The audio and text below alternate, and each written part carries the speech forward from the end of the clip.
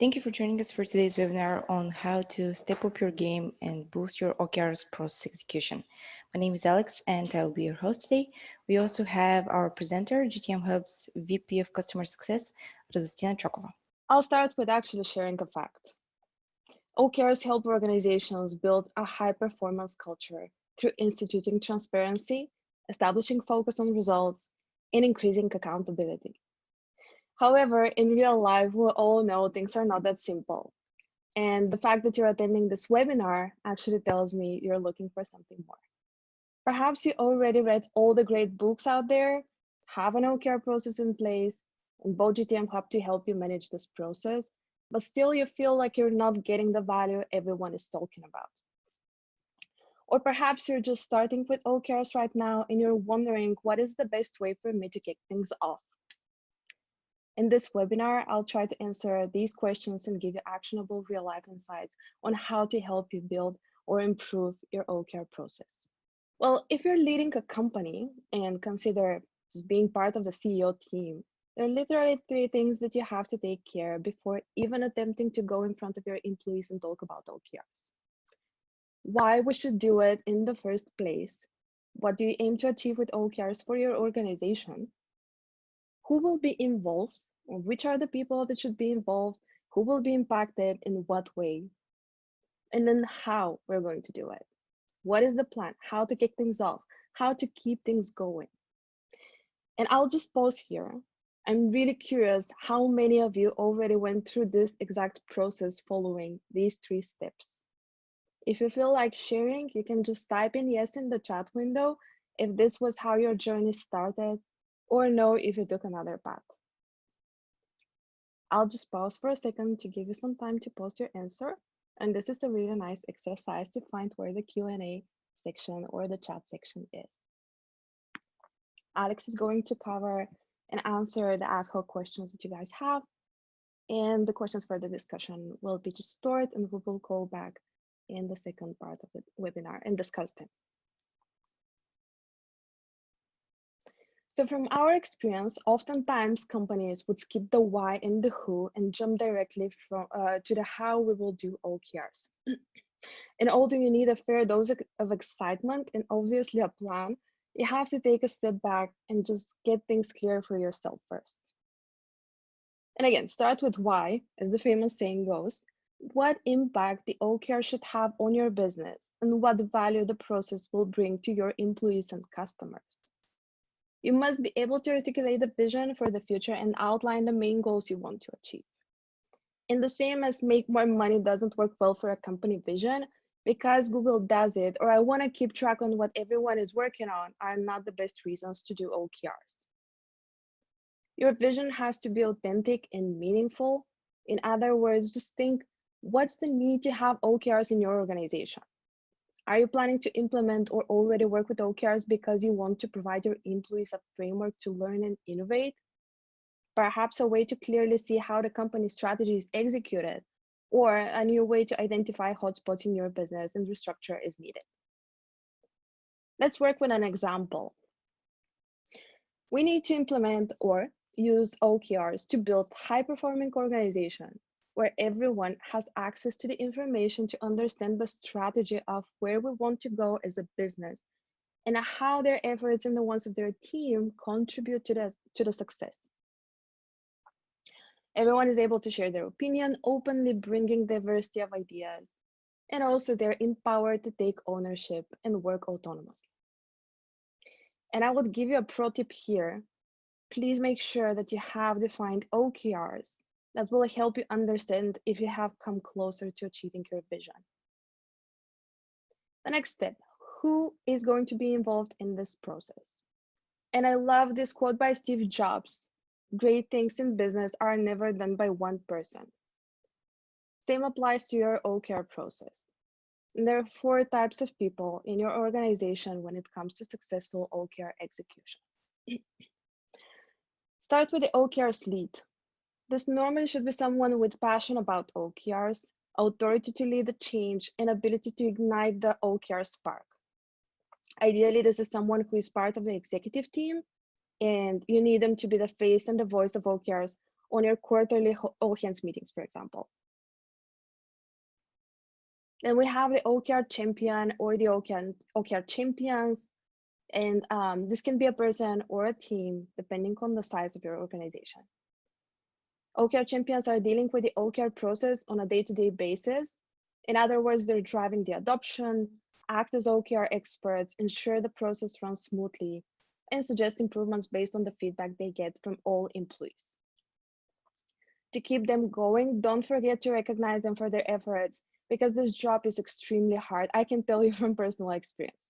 Make sure that you know how to keep them engaged and motivated. And we have the managers, and here by manager, I mean everyone who has direct reports. In other words, this is a person who manages people. Their job when it comes to OKRs is to first define what the team strategy is for the next quarter, or for example, the year, depending on your OKR cadence. And second, help each team member identify how they can contribute to the team's success. Managers are the connecting link between your business strategy and its execution. And finally, we have the individual contributors, or all people there driving your business forward, who deliver and work effortlessly to ensure the success of the organization.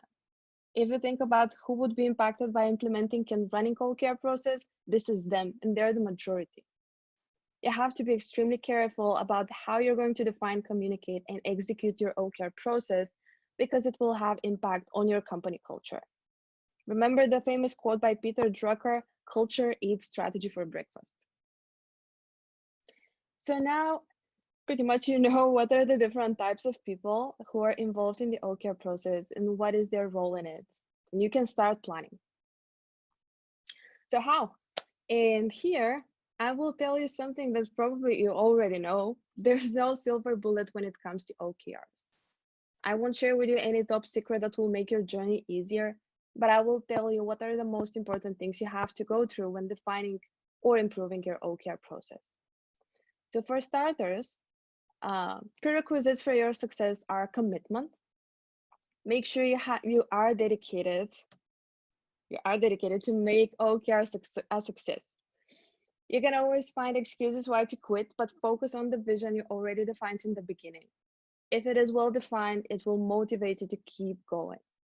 You also have to make sure that you have resources that you need, people, systems, well-defined and communicated process. And while on the communication is not just telling people what to do, remember effective communication achieve the desired result, response, or reaction. If I can recap, think about your OKR process as a living organism which constantly evolves. Your employees will learn and get better at OKRs with every iteration. So you should adapt your process to suit the specific need. For example, sometimes you may need to make sure that people are collaborating in case you're going through fast growth, bringing a lot of new people on board. You may be looking for fresh and innovative ideas on the table, allowing bottom-up OKRs creation. You get my point. All right, let's dive in the actual how-to of the OKR process. Remember, this works for first-timers, but also when you already have an OKR process in place and you're just looking to improve it. Just follow the structure and make sure you have answers to each question.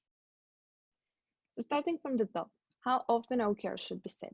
Is it yearly, quarterly, any custom duration?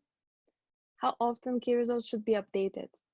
Weekly, bi-weekly, perhaps monthly for the longer cadence OKRs? How often people should meet to discuss the OKR process? What types of meetings we have in our organization? Should we discuss OKRs on all hands meetings, leadership meetings, team meetings, or perhaps even one-on-ones? How do you define success? And in this particular case, do we want only committed OKRs that has to be 100% achieved? Aspirational OKRs where 70% is perfectly fine, or a mix of both? How to align OKRs? Does the OKR structure follow the organizational structure? Perhaps alignment is defined by projects, or it's some sort of a mix. Limitations on OKRs. And remember, OKRs promote focus, right? So how many objectives or key results should one own? And speaking of owners, how deep your OKRs go? Is it company, department, teams? Do you even plan to include individual OKRs or stop at the team level? Does team members have their own OKRs or simply own a key result under the team objective? What roles can you identify? And we touched on the four main roles in the OKR process, but I definitely think that you can identify more roles in your organization. The most important thing is to clear for yourself what is every role's job when it comes to OKRs. How to motivate people to take part or continue engaging with the OKRs. The news here is that if you don't get this right, nothing of the former would matter. Even if you have nailed everything else but have troubles keeping people engaged with the process, this is a recipe for failure. All right, but what is it a good framework, you wonder? And I have an example for you. Here's what we at Customer Success Team at GTM Hub would see most often when we work with customers. So how often OKRs are set? We work with annual strategic goals, which are company and department only in most cases, and quarterly tactical OKRs, teams and individuals perhaps. How often key results should be updated? Well, normally the longer cadences, for example, the annual key results would be updated at least once a month. And quarterly OKRs normally are updated on a weekly basis. How often should people meet to discuss the progress of their OKRs? OKRs normally are reviewed quarterly on the all hands meetings. Each department or team can define their own cadence that fits into their way of working. How would you define success? This would be normally a mixture of top-down committed OKRs, P1 or 100% achievement, and bottom-up aspirational OKRs, which is P2, some call it P2, or expect 70% of achievement. So if you're new to the OKR process, my tip for you would be to first start with the top-down committed OKRs and then add more complexity over time, like in the 1 or 2 iterations, introduce the second layer of aspirational OKRs. How OKRs align? Well, most commonly, the committed OKRs will follow the organizational structure, making sure that people are working on the right stuff, executing on the company strategy. And the aspirational OKRs will align with the most relevant OKRs. It really depends on how you define for yourself what an aspirational OKR would be. Limitations on OKRs. It normally would be no more than 2 objectives per person or team and 5 key results per objective. And this again is in case you introduce committed and aspirational OKRs, it makes sense to have 2 objectives. Who owns OKRs? Well, let's say we'll have 4 levels of OKRs. First 3 owned by the teams, namely company, department, team, and individuals should align at the last level. And remember, we talked about annual goals and quarterly goals. Most often, again, the annual ones will be assigned to the company and departments, and then the quarterly to the teams and individuals. What roles you can identify? Executive team members, OKR champions, OKR owners, team managers, HR. It really depends on the scale of your organization and the different jobs that have to be done when it comes to the OKRs. How to motivate people to participate in the OKR process? Well, this one really depends on what is your company culture, but few ideas could be transparency, recognition, learning, sense of achievement, brand image. Now, I'll let this sink for a second. In the meantime, I'd love to learn what is your takeaway, or if there's an aspect that you have missed to cover when you defined your OKR process. If you feel okay sharing, please drop your comments in the chat.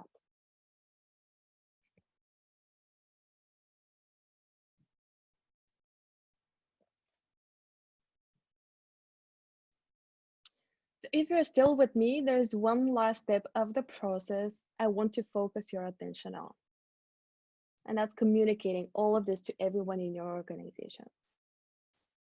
Ideally, this should happen in a very carefully planned all-hands meeting where your job is to clearly communicate your why, what is the plan ahead, and your expectations. I personally love using this simple structure that puts all the pieces in place. So why we need a change, what will make us successful, why OKRs over any other methodology. And this is for starters, like if for new starters, if you just now introduce OKRs as a methodology in your organization, elaborate on why you have decided to go with OKRs and not any other goal setting methodology. What's in it for us? Well, the motivation here. What is the plan? How to get help? Always keep the door open for questions or feedback your people may have. You will also get our all hands PowerPoint template, which follows this structure along with the recording of this webinar. So don't worry about remembering this right now. All right, time to see how to define and communicate your OKR process using GTM Hub. I would say this is, at least for myself, the most exciting part of this webinar. And there are a couple of aspects of the product that we're going to have a look at, and they're structured and presented in following the order of the OKR framework that we have discussed just now. Okay. Through OKR sessions, we effectively allow you to manage the duration of your OKR cycles. Key result updates can be defined per session, and here you define the minimum number of updates that you would require for the specific session. It can be once per week, once every 2 weeks, or even monthly for longer periods of times. So if you have an annual session, perhaps it makes sense to revise it once a month. Through the OKR coloring in the account settings, you can define what a successful objective or key result is with entirely custom ranges and colors. Who owns objectives, key results, and tasks? Would it be teams, individuals, or a mixture of both? How many objectives each individual or team should own? You can also set the limits in here. You can as well set the limit for how many key results there should be for objective. So whenever a user tries to add more key results per objective, the system will warn them that it's not possible and they have to go back and revise the current set of key results that they have set for themselves. We also have the ability to create as many custom user roles as you need, depending on the types of people you have identified for your OKR process. You can define the permissions each would need according to their job when it comes to OKRs. Alignment is our most loved screen. Everyone can easily find their individual team OKRs and see how their efforts contribute to the company's success. In this case here, I have an alignment that follows the organizational structure, so it's company, team, individual. Again, depending on the size, your organization, and the mixture of OKRs that you have created, you will end up perhaps with a similar or different view. The idea is that all OKRs have to be aligned and no one should work in silos. Finally, you can communicate your OKR process through the announcements. And in this way, you keep all of your OKR related notes and activities inside GTM Hub. You can open the floor for discussion and collaboration because here within the announcements, everyone can react or comment under the announcement itself in GTM Hub. You can also schedule all hands conversations or meetings through the system, and you only need to focus on the content. Once you make the conversation public, GTM Hub will send everyone a notification without you worrying about this. Okay. And if there's one thing I want you to take away from this meeting today is that the process is successful when it serves your needs, not the other way around. Forget about the common practices, make decisions based on your why, figure out who can help you succeed, and create a game plan of how you will get there. And with that, I'd like to wrap up the first part of the webinar. And I'd like to open the floor for a discussion. So let's start with the questions in the chat. Alex? Yeah, thanks for the great discussion already. So we have The first question, and I'll give some more context to it. Just a second. I just joined the company. They have tried to use the method for a little while now, but not successfully yet. Is it one of my responsibilities to get it going on an organizational wide floor? Yeah, that's sorry, very interesting question. I would share my personal opinion. Perhaps it really depends on what kind of person you are, but um, if you want to be in an organization that use OKRs for some sort of a purpose, you have your own mission, then I would definitely encourage you to articulate that into everyone else. You know, be the leader. You don't really have to have title, or you don't really have to be part of the executive team to initiate the change in your organization. That would be my answer. Great answer, Ali. Thanks for sharing it. So the second question. On OKR, there are team OKRs and individual OKRs. Does the team OKR, is the team OKR owned by the team lead 100%, or the team lead may only do a few team OKRs? All right, so there are team OKRs and individual OKRs. Does the team OKR owned by the team lead Yes. 100%, or the team lead may only do few team OKRs? All right, if I get this right, so we have the team manager being responsible for a team, right, or a team lead. And in this particular case, we have a mixture of team-owned OKRs and individual-owned OKRs. And the question, as I get it, is what is the responsibility of the team lead? So I would go with the team OKRs, if they're assigned to the team and not to a specific person, are responsibility to the whole team. Then the individual OKRs are responsibility of the individual person behind them. And from my perspective, the team lead job is to make sure that everyone has the skills, knowledge, and the tools to achieve their OKRs. So in that sense, you're acting as, again, someone who is a helper of their team, address their needs, raise concerns to the higher levels of the organization, kind of, open the door for the team to make things happen. So in that sense, the team OKRs are team responsibility. So everyone who is part of this team is equally accountable. And then the individual ones will be 100% in the domain of the person who is responsible or assigned to those OKRs. I hope this answers the question. Great answer, Ali. Thanks for this. Then moving on to the third question, is there any concern or things to be careful about when the OKR lead is also the OKR champion? Same for when the OKR champion is also the manager. Yeah, that's a good one. All right, let's start with the first one. So when an OKR lead is also an OKR champion, I would say, again, perhaps this depends on how big your organization is. If it's like 20, 50 people, that's okay, as long as you have time to actually focus on the process. If this is a larger organization or you're extremely busy, I'll try to kind of think of an example. Let's say you're a startup, you have to raise investments, or I don't know, you have a lot of other activities out there. We all know in startups you wear different hats. So in that particular case, if you don't really have time, I would definitely encourage you to nominate someone to take the lead or just manage the process internally. And I will go back to my previous advice. Make sure you recognize them and motivate them, because this is an extremely hard job.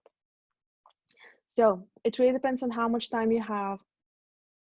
If you don't really have time to focus on the process, you have other things to care about, then just nominate someone else. If you have time to do it, you can definitely do it. And the second part of the question was, if the OKR champion is also a manager, I would say this is a common situation. And again, it really depends on what is your bandwidth. If you're extremely busy, then just give authority to someone from your team to manage the OKR process. And this can be a highly motivating task for them. There are people out there who are motivated by having their own kind of thing that they manage. So if you give them authority, they would definitely appreciate it. Just find the right person to help you out. If you have bandwidth to be a manager and manage your team effectively, and you still have time for OKRs, you can definitely try to do it yourself. I would always vote for giving more authority and rights to people to do their, own mistakes, I would say in this case, and learn from them. I would say, yeah, that's on that question for me. Okay. I will then merge two questions together because they have basically the similar topic in mind. In small teams, would you have more than 2 OKRs per person? And the next question is, for getting started, is 2 OKRs per team the best way, or is it more like 3 or 5? Yeah, the numbers are always tricky, and this is, I would say, this is a question pretty much all of our customers will ask us when we meet first. Like, how many objectives should I have? How many key results per objective? So I will iterate again on break the rules, and that's really important. There is no one who can tell you how many objectives or key results you should have. If you don't feel comfortable or you don't have any experience, just pick a number and try with it. Pick the best practices one, like 2 or 3 objectives per person or team, and then up to 5 key results per objective. But if you have a clear vision on what has to happen through OKRs, and also you have experience, then you can I definitely encourage you to try new things and learn from them. And I will give you an example, a really nice one. We have this amazing customer and they were following the rules. And then one quarter, they decided that they want to change the strategy, and they would go with a mixture of, team assigned objectives with team member key results, so individual key results. Everyone from each team has to create a key result under the team objective. So you can imagine that for a team of 10 people, for example, you definitely break the rule for maximum key results per objective. But still their goal was to help people collaborate with each other and work as a team. So definitely rules are there to be broken, and you have to be with the right mindset, and learn from your successes and your mistakes. So do I miss the second part, Alex? Or No, that was pretty much. I think that was pretty much it. Mhm. Thanks for the answer already. Then moving on to the next question. 4 levels of OKR means objective and then sub-objective and then so on and so forth. Yes. So yeah, I would treat levels as it goes in the alignment. If I can go back here. So I would treat those as levels here. Perhaps different people call them in different way, and this really depends on how you have defined your OKR process. So if it follows the organizational structure, I would say you would find as many levels as many layers you have in your company. Like it can be company, department, team, and then region, other stuff like this in individual OKRs. If we follow alignment that is more of a project based, then perhaps you will have different set of layers. Like this can be company, this can be products that we offer, and this can be a mixture of different teams aligned to each of the products here. The next question is very interesting. Should it be imposed that departments/teams set OKRs? What if said team doesn't want to set an OKR? Yeah, I love that one. I do have a strong opinion, although I'm pretty much not a person with strong opinions, because whatever you do, if it helps you be better version of yourself, is the right thing. So, but in this case, I do have an opinion. So if you have people that are not willing to participate in the process, I would read that as they're not compliant with the process. So if everyone agreed to do something and someone is not willing, I would try to figure out a way to engage them in the process. I would perhaps give you an example. In a lot of companies, normally the biggest struggle is how to engage the sales team participate in OKRs, because OKRs have to be inspirational, stretchy, and all sorts of things. And normally salespeople work with targets. This is their priority one for every day that they're going to work. And normally sales team would just neglect the OKR process. So if this is the situation with you, something that you can do is just incorporate their targets in the OKRs, but also enable them to go beyond of what they can do, or just express their ideas of how to keep things going further and up the level.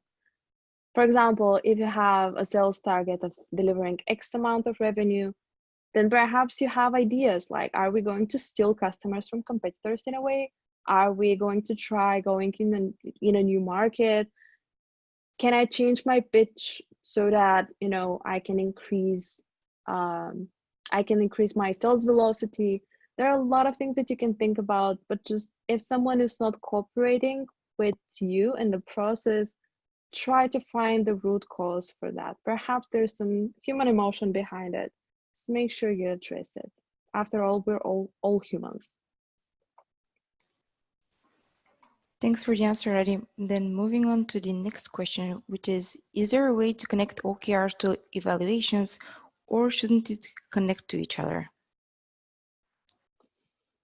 Yeah, well, when it comes to individual performance, obviously OKRs play some role in it. I would go with definitely OKRs are one data point for the individual performance, but they should not be entirely dependent on, like individual performance should not be entirely dependent on the progress of OKRs. If you want to create safe space so people can learn and grow and not game the system, then you should be taken into account for the individual performance, not the number they achieve, and this is my opinion, not the number they achieve, but the behavior they show when it comes to the process. So are those people engaged, motivated? Do they create their OKRs on time? Do they follow the process? Are they interested in a way? And you can say that by, do they have any questions? Are they taking the lead with the initiatives? So there are behavioral aspects that you can incorporate into the individual performance of each of your employees. I would definitely not recommend completely tying it to the OKR completion. Okay, moving on then to the next question, which is, should key results be fully under the control of the team that defines it? Let's say I, as an agile coach, have the key result all development teams must rate their happiness with 4 out of 5. I can influence this key result, but not fully control it. So if it succeeds, it's not only my responsibility. Is this still okay as a key result? So can you repeat again the key result? Yeah, the key result is all development teams must rate their happiness with 4 out of 5. Mm-hmm. That's the key result. I can influence this key result, but not fully control it. So if it succeeds, it's not only my responsibility. Is this still okay as a key result? So that's an interesting question. You have a measurement, so perhaps it means it's a key result. It's not a task, obviously. But yeah, if it's not fully dependent on yourself, this is normally a gray area and people are confused with it. I would go with, what is the lesson that you want to learn with this key result? There should be a reason why you have chosen to go with this particular key result and not something else. So we want people to be happy and rate 4 out of 5. What was that? Happiness, 4 out of 5. So we have some plan how to make it happen. It may turn out that it's completely something else that we didn't think about. So what I'm trying to say is, whenever you define your key results, always picture the future. What do you want to have learned? Or what do you want to discover? What do you want to achieve? And then define the key result. So the key result itself, it's fine because you can measure it. You have a set of activities that you can think about. That pretty much means it's a key result. It's not a task. But whether it's a good key result or not depends on your personal view and idea of what you want to achieve with it. Okay. The next question is how to get skeptical colleagues enthusiastic about using OKRs. Yeah, well, we've all been there, I guess. It's part of working in a team. Um, I would say, again, going back to the human aspect of things, uh, just treat people as humans. Everyone have different things that can motivate them. So for some, it can be, having more responsibility. For someone else, it can be the power of accessing information that normally is not accessed. Like I read the other day that HubSpot are sharing all the numbers with their employees, except data that is private and explicitly uh, forbidden to be shared. But normally they would share the information to their employees. How many of you are sharing your uh, company results with your employees? So this might be a motivator to participate in the process. It really depends on different people and the different culture that your company has. I know this didn't help a lot, but I would like to take this as a conversation going forward if you're willing to reach out to us. We will share an email, by the way, so you can introduce yourself and drop again your questions, and we can initiate a more detailed conversation with more context. Thanks for sharing your view on this, Riley. It was very informative. Yeah, a good conversation starter, definitely. So we have a rather tricky question, I suppose, next. If you have a department objective for which some or all of the key results can be entirely owned by a single team within that department, would you cascade that objective so it also exists for the team, or just have the team update the department one directly? All right, so we have the department objective. Some or all key results are owned by a single team. So we talk about teams within that department. Would you cascade that objective? That's a very good question. So it really depends on what you want to achieve. I would go with make it simple, ask people to update the key results. However, something that we have discussed with a couple of customers, and again, it's a really interesting aspect of human behavior. People want to have their own things. They don't want to have just a key result living under someone else's objective, even if this is a team. So for some people, it's important to have ownership over an objective rather than just owning a key result. So it really depends on how people are feeling about the process. My advice here would be just start simple, experiment with having just a key result and updating a key result, and then define this process for the entire company, because otherwise it will become a mess. And then gather feedback at the end of the OKR cycle to see if everyone is happy or they want something more, like to own an objective, and then cascade if needed. Okay, thanks, Riley. The next question is, how many sessions does it take for a company to get comfortable with OKRs? Yeah, well, that's an interesting one. So perhaps women drivers doesn't have the best fame. So it seemed like learning how to drive a car, for someone it happens quite naturally, or perhaps they're fast learners. For others it takes more time. So the same is with OKRs. You have to iterate and learn.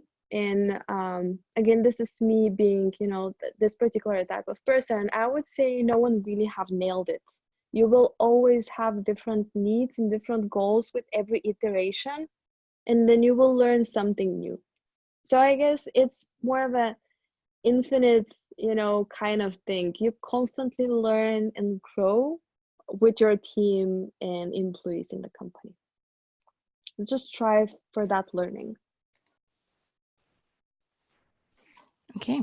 The next one is, what are the prerequisites to prepare correctly the OKR quarterly review? So what are the prerequisites for? The prerequisites for preparation of the OKR quarterly review. Yeah, I was actually thinking whether we should incorporate this into this webinar, but then I thought it deserves to be a separate topic discussed. I can share from, on top of my head, pretty much recapping the OKR cycle, at the end of the OKR cycle, if this is a quarter, year, or whatever, has two main parts. The first one is the objective achievement, or how far we went with our OKRs, and what are the lessons that we have learned, and how to go forward and improve. It's important to know to make mistakes, but not to repeat them, right? And then the second aspect is the subjective aspect, how people are feeling about the process. Are they still motivated? Do they have any ideas how to improve it? Just make sure you're closing the feedback loop and doing the improvements that has to be done. So whenever you're wrapping up a quarter or a session, it's not only evaluating the OKRs and planning for the OKRs ahead, but also improving and planning the changes of your OKR process based on a couple of data points. And I can share with you what we're doing with our team, which we find very helpful. Normally when we wrap up a quarter and start a new one, we would normally first review the company data that we have, KPIs for the company, for the team, get some inspiration out of there, decide what are our priorities for the upcoming quarter. We will review the progress of the previous quarter OKRs, and saying that we would just evaluate the team OKRs because we keep the individual ones for the one-on-one sessions between me and everyone in the team. So we'll review the team OKRs, decide whether there are things that we're currently doing and we should stop doing, why. Are there things that we have to continue doing and why? And what are new things that we want to do and why? So having this information available to us, and also learning if there are changes in the OKR process, we're able to plan ahead for the new quarter successfully. So I hope this helps. Okay, thanks, Radi. Moving on then to the next question. How do you make sure all team OKRs are aligned to the organizational level OKR? What if some team has an OKR that doesn't align directly to the organizational one? That's a very good question, and something that we would discuss with our customers quite often. So first, from product perspective, we do have OKR approval workflow, which allows you to draft an OKR and then send it for review to whoever in the company is in charge. Like it can be the OKR champion that is responsible for you, or your manager, but someone has to make sure that your OKR makes sense from strategic business point of view, and also from OKR process standpoint. And this is the product, but also the process, and I kind of answered that. But from a process perspective, what you have to make sure is an OKR champion is that everyone understands the overarching OKR framework that we have just discussed on this meeting, the questions and the bullet points. And also all teams have their own rhythm, so you have to accommodate that. And then I would say the manager is the connecting link between everything that happens. So they know what is the strategy, what the business is aiming to achieve. They know what outcomes have to be achieved, and they're responsible for driving the correct and the right output to achieve those outcomes. They should also, as being, managers, in a way responsible for the company strategy as well, they should be able to understand and articulate the OKR process and make sure that everyone from their team is compliant. Like I can't see a situation where someone from my team wouldn't align, or I, as a manager of a team, wouldn't align properly and not do anything about it and wait the OKR champion to take actions. So it's kind of a common sense to do the right thing. But having said that, I do kind of recognize that people are busy and can't really, sometimes you can just miss something. In that case, the product is there to help you out, spot which are the OKRs that are not aligned, or the OKR champions. If you have a really solid team of OKR champions, they have their own responsibilities and they can track on that, whether this is done. Thanks, Radi. Moving on then to the next question, which is how do you handle existing workload when you first begin using OKRs? First, we have multiple projects that were on the roadmap, and we're not quite sure how to align the OKRs in the roadmap. And the second, how do you deal with items such as bugs, code polishing, etc.? All right. I think I love this question, honestly. So when I think about OKRs, it doesn't matter if you just start with doing OKRs or you're continuing doing OKRs. The way that I kind of think about any business that is successfully running is that everyone does their job, right? So we have the CEO and the CEO team setting the long-term strategy, what this business would look like in 1, 5, 10 years, even 20. Then we have the middle management, which may be kind of a gray area for larger companies. It can be a lot of people, but still we have the middle management who has to be understanding the strategy and then formulate what is the needed output to achieve the target set in the strategy. Because normally on the company level, you will have KPIs like we want to have EBITDA equal to whatever, market share, revenue number, etc. So the middle management is responsible for defining the outcomes that has to happen. It also help all the individual contributors drive the correct output, right? So in this particular case here, we're talking about projects. I would associate the projects to the last level of OKRs where the individual OKRs live. If you have hired, if this is a software company, for example, if you have hired software engineers to build specific functionalities in your product, then this is their job. They're only responsible to deliver complex things on time. You have hired them for this, they're good at it. Don't really add more complexity on their work schedule thinking about outcomes. Just make sure that they execute, and you as a manager would be the one responsible for the outcome. And by responsible, I mean really responsible. You define it, you are there to answer any questions if it's not working or doesn't deliver the needed results. Thanks, Ray, for that informative answer. I guess the next question actually correlates to this one, but let's ask it anyway. Should the whole leadership team sit together with the team leaders to define OKRs, or should it be high level only? How to get everyone on the same page? Mm-hmm. So should the leadership team sit down with every single manager? I would say no. This might be a lot of people engaged in something that can be easily done in one-on-one meeting. I would say the most common case is where you have the strategy being set, right, from the C-level people, and then we treat everyone from the C-level as a manager. So they are responsible for a group of people, and they have to make sure that they articulate the strategy, also share the expectations they have for this particular team, and then together, ideally, this is kind of my ideal situation, two people, manager and employee, will just decide what is the best OKR for the next cycle.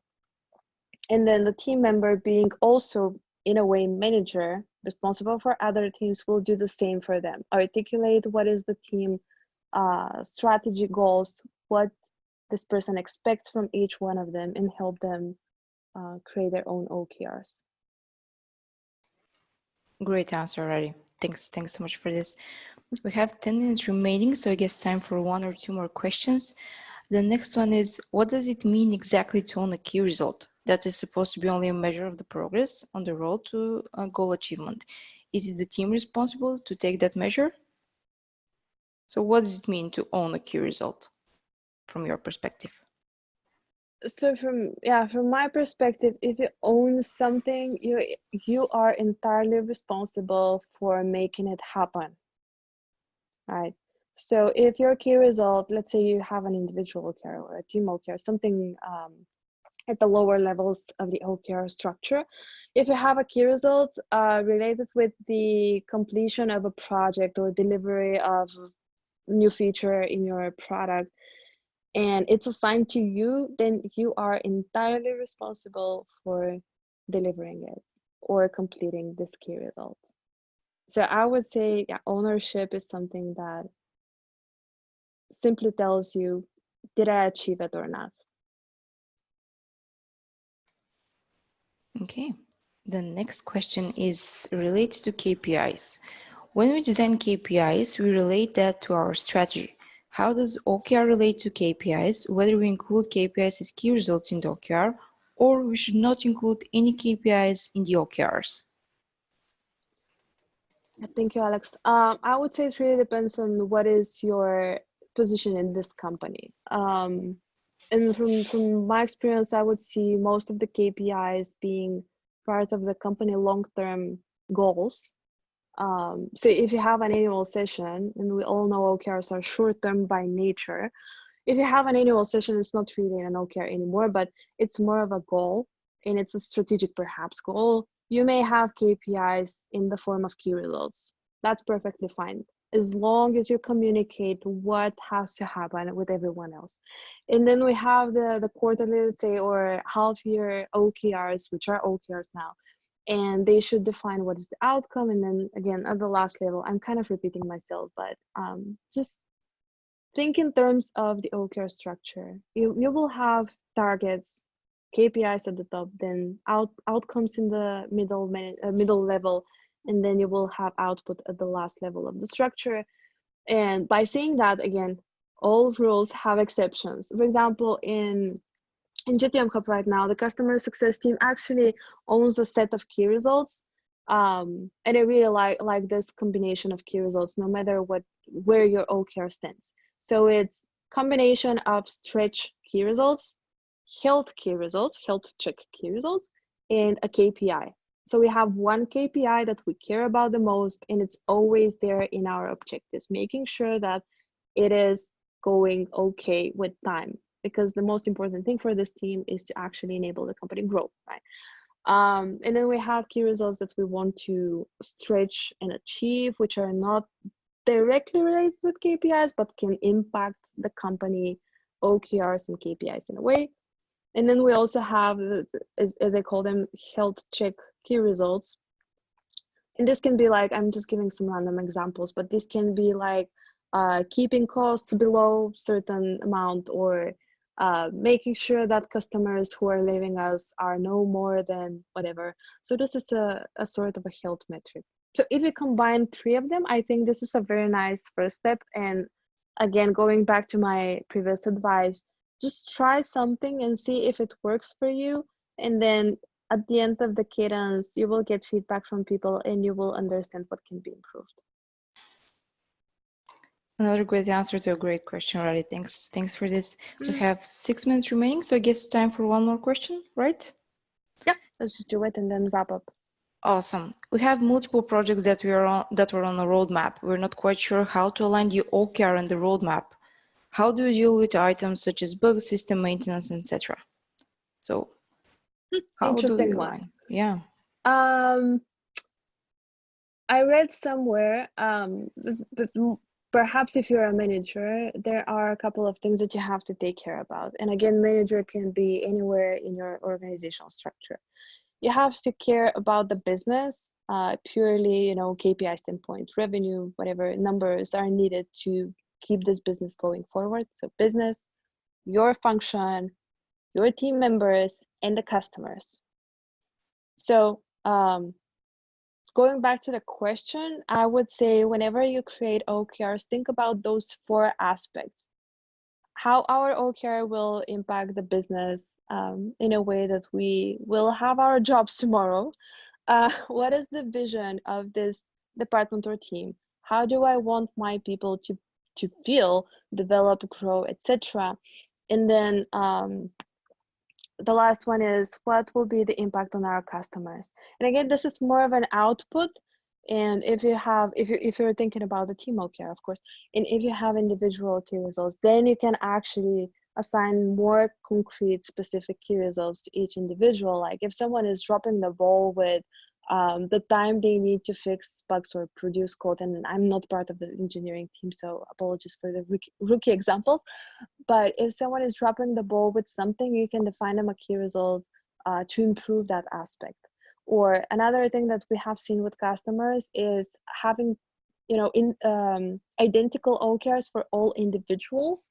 So if you're talking about, bugs velocity, delivering up new stuff, then you can have everyone owning pretty much the same key result, and then evaluate pretty much what is the different performance, comparing the different results. And here the idea is not really to beat people with a stick, but more of a, making sure that everyone is sharing the knowledge and people are collaborating with each other, helping each other to solve the problems. I hope this answers the question. Thanks, Radi. We have another 2 minutes and a half. So any final words on your side to wrap this up? Perhaps you will cover on this, but if anyone have any more questions or want to get this conversation deeper, I would definitely appreciate having more specific context, which I kind of feel I miss right now. You can always drop a line inside your GTM Hub account. There is a green bubble with a live chat who will make sure your questions are routed to the customer success team, if not me, even directly. And you can also email at customersuccess@gtmhub.com. Alex, back to you. Thanks, Radi. Huge thank you for sharing your insights and expertise, and thanks to everybody who has joined and shared their questions with us. It was very interesting and informative. Like Radi mentioned, if you have any additional questions or would like to connect, you can do that with by reaching out directly to success@gtmhub.com or via Twitter, LinkedIn, or even in the live chat option inside your GTM Hub account. So thanks everybody for your time and have a wonderful rest of the day ahead. Bye from us.